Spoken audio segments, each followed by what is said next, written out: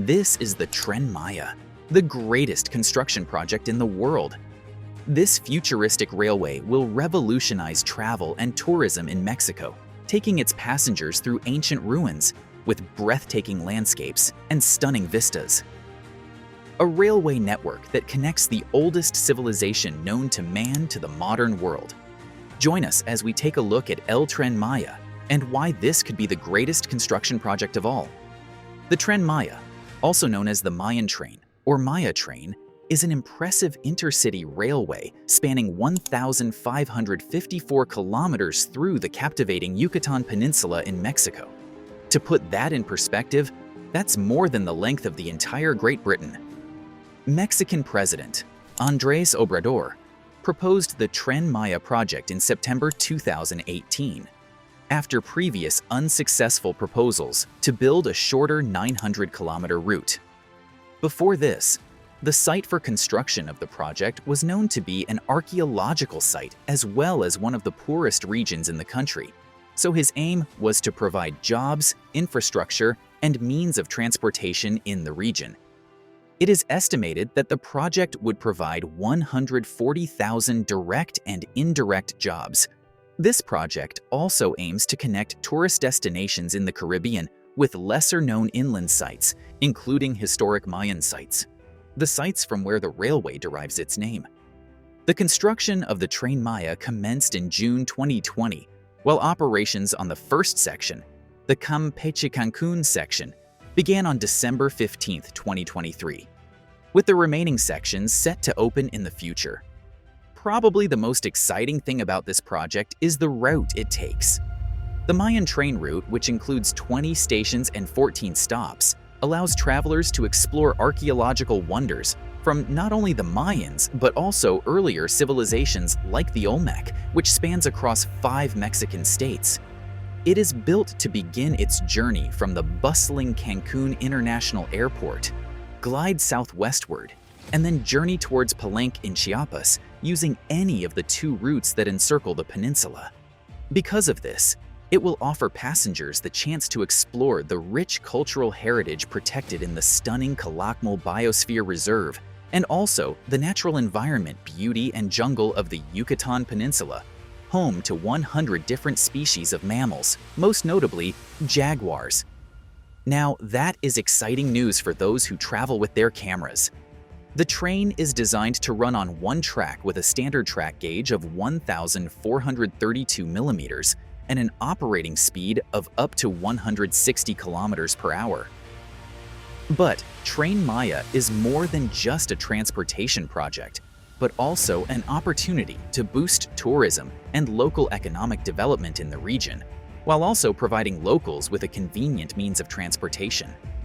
But like all good things, the idea of the train was not accepted by all. When the Mexican president-elect Andrés Manuel López Obrador announced the Mega Tren Maya project in September 2018, people took a quick trip to the past to recall previous unsuccessful attempts by other administrations to secure funding for their own passenger rail projects. Of course, he was proposing a mega project, and so funding needed to be considered. In light of this, the then political opposition groups criticized the project, claiming it was merely a tactic by López Obrador, who previously canceled a significant airport project in Mexico City that was supported by his predecessor. Even the Zapatista Army of National Liberation declared its opposition to the project. That was far from the end. The project also received warnings from academics, scientists, and lawyers who strongly emphasized the potential for severe environmental damage. Of particular concern is the portion of the route that passes through the Calakmul Biosphere Reserve, a breathtaking World Heritage Site adorned with ancient pyramids bursting through the lush forest canopy. This forest is home to over 100 species of mammals, notably including the most significant jaguar population in Mesoamerica, as well as 398 species of birds and 84 reptiles, some of which would be endangered. Unexpectedly, on November 15, 2019, President López Obrador announced a referendum to be held on December 15, 2019, across several states for the Mayan Train project. Over the course of the weekend, 92.3% of participants voted in favor of the proposal, while 7.4% voted against it. This voting process automatically kick-started plans for the project. President López Obrador performed a Mayan ritual on December 16, 2018, to mark the beginning of construction on the Mayan Train project, which he has committed to completing before the end of his term in 2024. But you may be wondering, how did they get the money to fund this mega project? Well, do recall that at the start of this video, we mentioned tourism as one of the benefits of this project. Most of the project's funding is derived from a tourism tax implemented in the area and from resources reallocated from other programs, which includes funds from the Mexican Grand Prix. Led by the National Fund for Tourism Development, Fonatur, the project was initially estimated to cost $7.4 billion and to attract 8,000 daily riders. However, a different study suggested in 2019 that the cost would be a whopping $25.3 billion, 3 times the initial cost, citing a 90% cost overrun on the Toluca, Mexico City commuter rail project. The last estimate came in October 2021. Fonatur adjusted the construction estimate to $20 billion.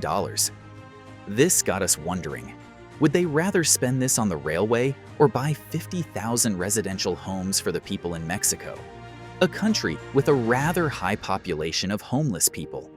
These cost adjustments have raised concerns among critics about the potential financial burden on taxpayers, as well as the overall feasibility and transparency of the project.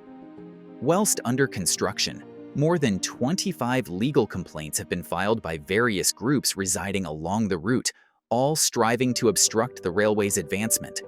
To top the list of negative impacts this project poses, nearly 3,000 households living along the route have been forced to relocate.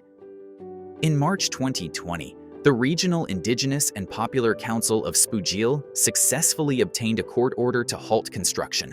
However, the authorities have persisted with the project regardless. It got even more serious. Under López Obrador's administration, the government has elevated the railway line to the status of a national security project, entrusting the Army with the responsibility of patrolling, safeguarding, and supervising a portion of the construction. But this did not stop the angry protesters. In April, a carry embarked on a journey from Chiapas, covering the entire route on foot and by bus for a remarkable 10-day span. Along the way, the participants proudly carried banners bearing the powerful message, "No to the killer train," passionately echoing their stance. There is no doubt that the scene was touching as the resounding slogan of "Calakmul is a treasure worth more than gold" echoed through the expedition, resonating with unwavering conviction. They wouldn't be silenced. The determined protesters ultimately reached their destination, Xpujil, in early May, arriving at the site where the proposed station lay. Amidst their display, González Díaz, their leader, courageously handed the sentinel a piece of paper containing the honorable judge's decree. Meanwhile, all these happened in the presence of the 20 steadfast soldiers guarding the area, who captured their defiant protest in photographs. They were aware of the dangers they faced going to a site surrounded by soldiers. Still, these brave individuals dared to stand against a government project of immense magnitude and significance. Let us not forget that because of this, Mexico was recognized as the most dangerous country for environmental activists last year, all because of the actions of this valiant convoy who remained dauntless, unwavering in their fight for justice and the preservation of their ecological heritage. As expected, not all the protests in Mexico were against the mega project. The resounding chants of "Viva el Tren Maya" echoed as pro-Tren Maya protesters marched forward. By June 2021, a remarkable 10% of the project had already been completed. The momentum continued to build, reaching an impressive 25% by February 2022 and an astonishing 67% by June 2023. The excitement only grew as operations were officially set to begin on December 15, 2023.